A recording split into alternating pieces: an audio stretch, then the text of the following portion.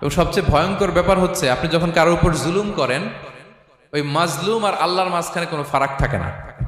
আল্লাহ ওই ফারাকের পর্দা উঠায় নেয়। খবরদার, মজলুমের কান্না কখনো বৃথা যায় না। জীবনের কোনো না কোনো সময়ে এর প্রায়শ্চিত্ত আপনাকে করতে হবে। জীবনের কোনো না কোনো সময়ে এর প্রায়শ্চিত্ত করে আপনাকে মরতে হবে।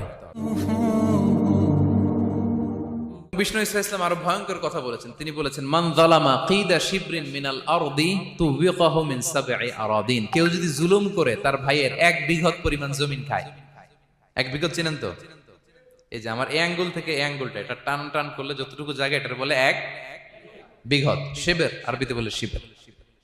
হ্যাঁ, মান যালামা কিদা শিবর। বিষ্ণু বলেন, এই 1 শিবর, 1 বিঘত জমি যদি কেউ অন্যায়ভাবে জুলুম করে তার ভাইয়ের কাছ থেকে খায়, কিয়ামতের দিন তুবিকা আলাইহি সাবউ আরাদিন, এই 7 জমিনকে আল্লাহ তাআলা তার ঘাড়ে চাপাবে। খা এবার।